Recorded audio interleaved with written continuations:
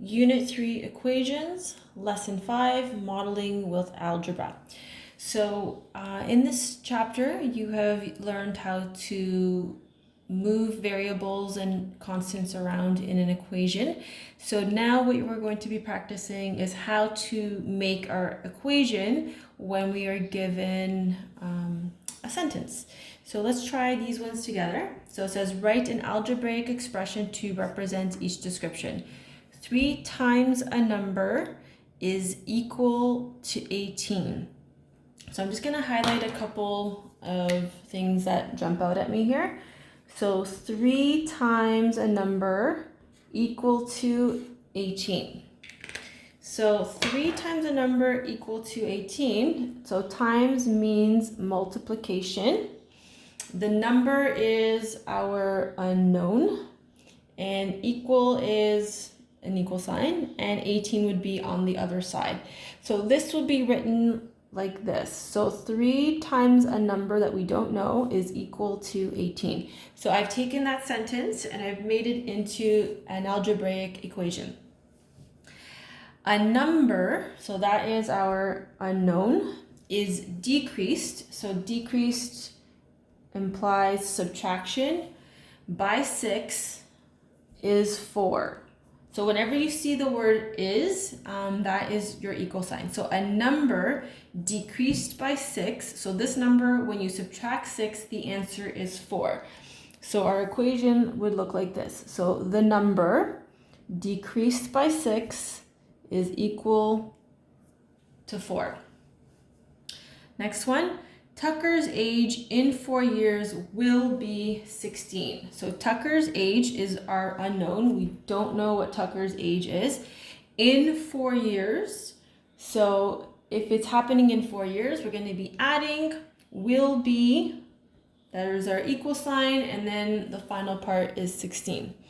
So therefore, Tucker's age plus 4 years will be 16. So that's how we would express that. If you would like to press pause on the video right now, you can give the rest of them a try. See if you can get them on your own, and then press play again to see if you got them right. All right, so Annette's age 4 years ago was 10. So Annette's age, that's your X, 4 years ago, so we know that we are subtracting, was 10. So Annette's age 4 years ago was 10. E, a number divided by 4 is 20. So remember when we see that is, that's where our equal sign will be. Our number is our X and it's divided by 4. So a number divided by 4. So X divided by 4 equals 20.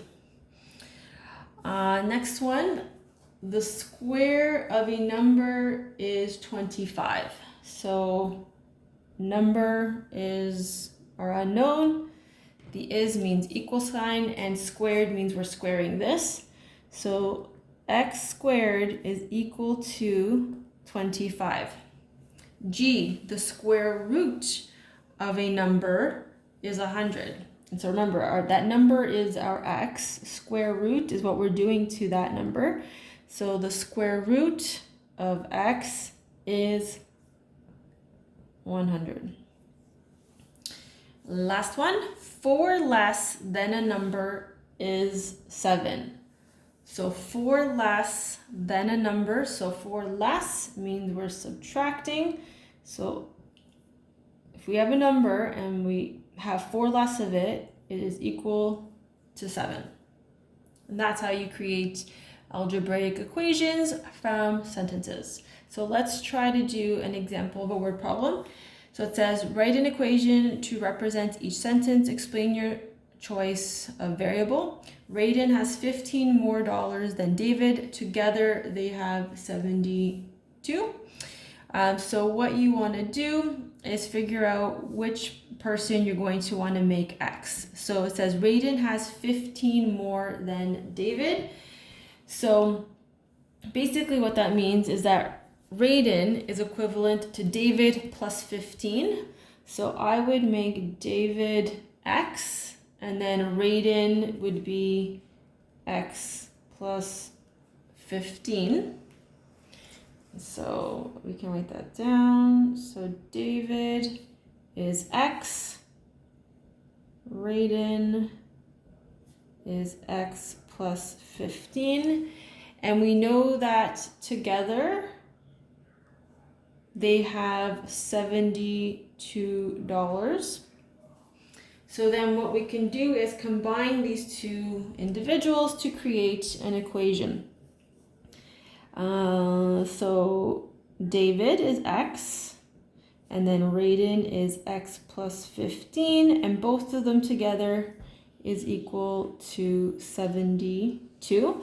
We can further simplify this. The X and the X are common, they're common terms, so they can be added together. So 2X plus 15 is equal to 72 is your answer. A perimeter increased by 14 is 42.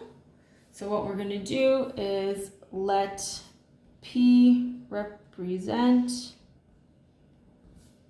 the perimeter.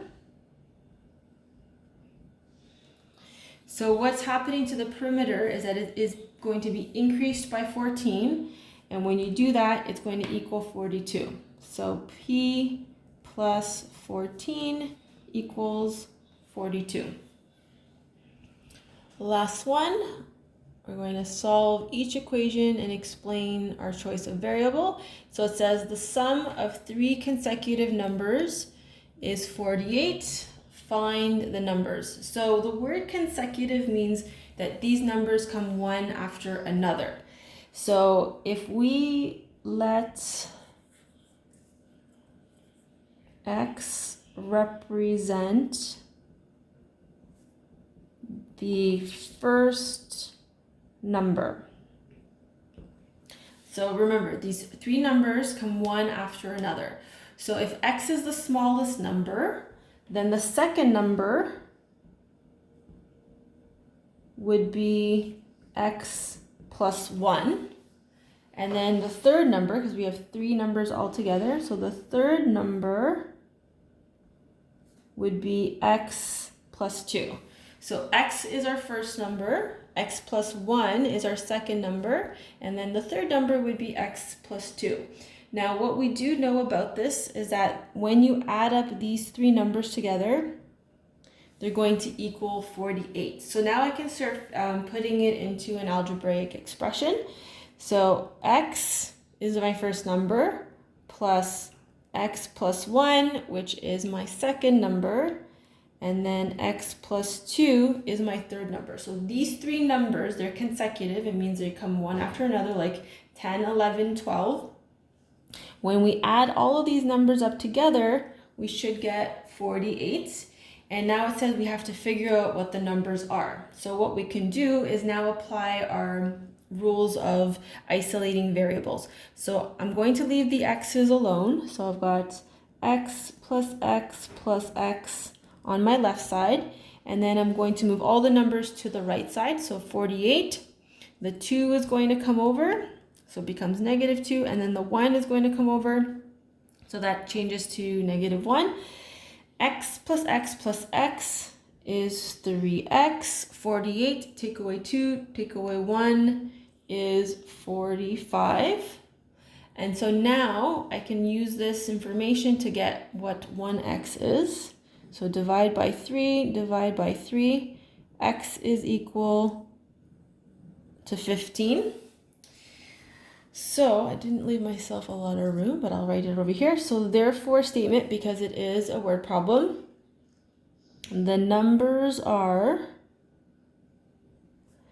now if I know that x is 15 and x was my first number, and I know that the numbers are consecutive, then I know that the numbers are 15, 16, and 17. And if you punch the 3 numbers on your calculator, they should equal 48. I'm doing that right now, and they do.